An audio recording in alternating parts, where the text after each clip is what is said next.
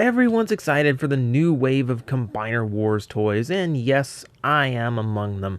I kinda grew up with Protectobots, so I was really eager to see what the new ones would be like, and now they are here, and instead of starting with anything that I might have actually grown up with, we're starting with the Rookie. Appropriately named Rook, actually, now that I think of it. Yeah, Groove is just a little bit too small to make a motorcycle and make the size of a helicopter. So, yeah, there's a new member of the team. But, that's not necessarily a bad thing. What is interesting in these Combiner Wars series is they always have to come up with someone new to add a little bit of variety and keep them from reusing the same molds over and over again for retail release, same colors, etc. So this is always a little bit of interesting experimentation while sticking within the same little train of thought. So let's see how they did. Now, as you can see, Rook is an ATV, an armored transport carrier, or armored personnel, APC, armored personnel carrier. Let's go with that, because that's the correct way of saying it. Gotta say, not my first thought when it comes to rescue vehicle. This is more like a holy crap, the city's on fire type vehicle. Which I guess that counts as rescue and protection. And okay, well, I will give it to them, because there's certainly worse choices they can make. And it's a nice, solid vehicle. I mean, nice big, man, this thing's weighty. Nice, solid brick of a vehicle, and it gives good variety to the team.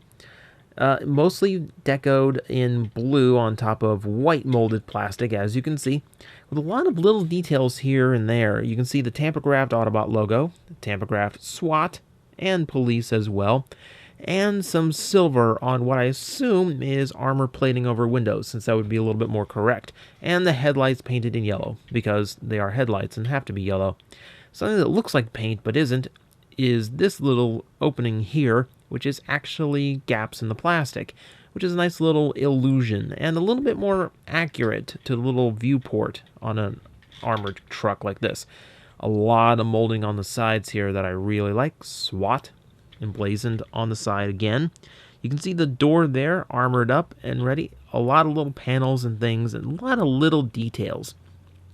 You can see tiny little rivets in the panel over here, a handle for whatever's inside there, and this, which is neat, with a little bit of what looks like a rescue claw, axe, and I'm going to go with some kind of fire extinguisher. I presume. Let's just go with that.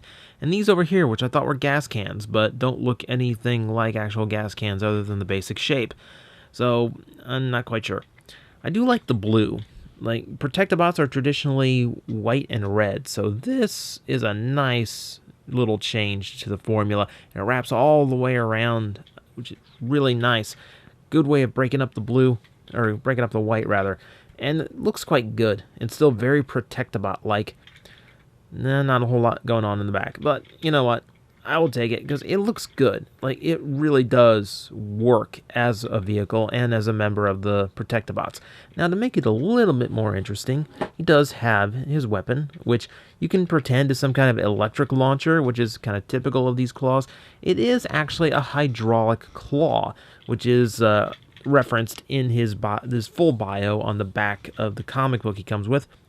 But he also has a few of those hydraulics molded in, or it does look like this would unfold and extend a little bit, which is a nice little touch. Up here, yeah, it kind of works as that kind of claw, or we can put it on the port in front, and that works as well, if you want a little bit of a Jaws of Life feel going on. He also has a peg at the top, which that goes for this, which is, of course, his combiner port, or combiner part, rather. I English good today. Of course, that does become the hand and foot and defense war mold, but for now, we are going to stick it on the top and let those two molded missiles in the front do the talking and give him a little bit more of a heavily armored feel. Now, this actually works very well, and with a different foot attachment, I could definitely see this as a tank. Should this come back as a brawl in the future? You know, I am in that camp. This does feel like it could very much be a tank. A little bit of remolding to these parts, which is easy, and then swapping out the wheels for, 3 panels that look like treads. It doesn't seem all that hard, and I would definitely welcome it because it would work. So you can make it a little bit of a tank. He has ports back here too, just in case you want to stick that in there and give it a little bit more of a weapon feel to it. But that is the vehicle mode. Quite good, quite solid. Let's break it up, and we'll take him into robot mode, starting with unclipping that huge piece of shell. Not that it's a bad thing, it's just a big piece of shell. We'll undo the arms first, which tab in here on these black sections, so you need to kind of pry up a little bit and then fold them downwards. Now we get to the legs, where it folds outwards in a much more traditional manner. So outwards it goes and pegs into the sides there, so nice and loud, you can hear that. The feet hinge upward on a double hinge. Nice and efficient there. The head flips up into position and rotates around, and then we clean it up by folding the backpack to the back. And one little twist to the arms to put the fists forward. And that gives us our finished Rook in robot mode. And looking quite exceptional. Like, this is like really up my alley as far as robot mode's design. I love big, powerful looking robots, big shouldered. You know, this like hits me in so many of the right ways. Now let's take a closer look at him. As you can see, he's got kind of a, well, he is named Rook, so the designers actually did try and make that head mold look a little bit more like a Rook chess piece, which, I don't know, it kind of looks more like a Ushanka, like a Russian hat. Well, a Russian hat if it had like football guard helmet, you know, football helmet like guards on it or something. It's a very strange head mold, but not a bad one. I do quite enjoy it. It's very serious, very military style, and that's what his bio kind of references. So he works. He does have some new paint apps as well. As you can see, his chest got some blue, and it's looking quite good. And it breaks up the black quite nicely, which is good. And I do like how a lot of those vehicle mode decals that were in the back now point forward to break up the white around the shoulders. Gets a little bit of black here, and the blue is still present on the feet. So he does have a nice color mix here. A lot more blue going on, which is very necessary for this design. And a little bit less white, since it all went into that shell in the back. Overall, very nice looking. I really dig this. Now, if we go into articulation, we can find a ball-jointed neck, which doesn't go up and down too much, but full rotation all the way around. Very good ball joints in the shoulders. Very nice, very nice. Bicep rotation, as well as 90-degree elbow. Always like that. No waist articulation, which, that's a... Oh, never mind.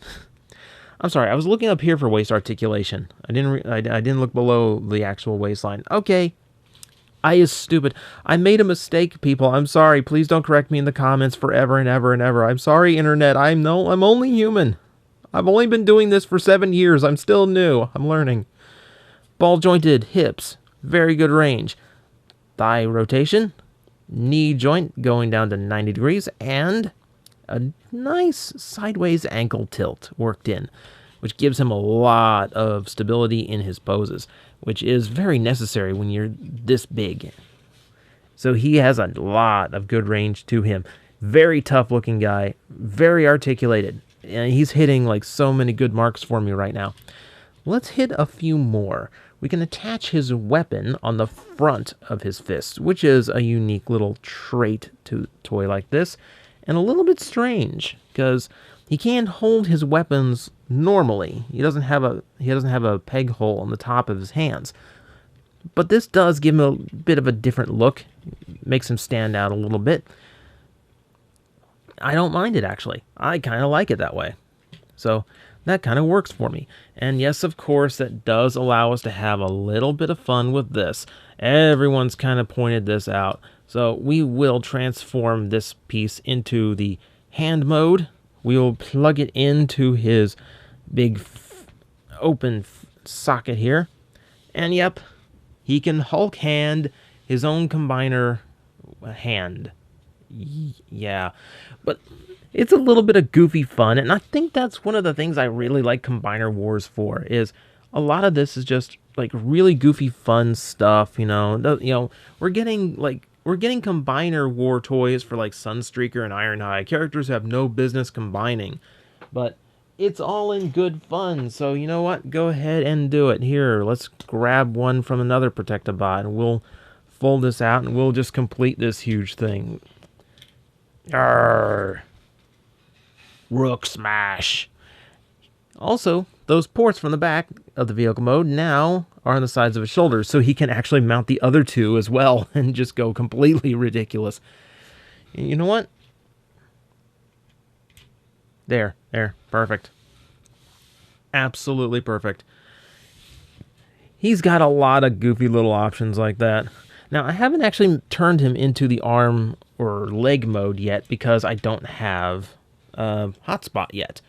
So it's for now, I think I'll judge the toy based on just the merits of him being a figure that is, like $15 or unfortunately more at some places at retail, and just go with that. We'll judge him as is, not based on what he can be with other people. Though I will say, the arm and leg modes from what I've seen, he is so freaking solid. So like I have no, he makes a very burly arm and a very stiff leg. So that's all well and good.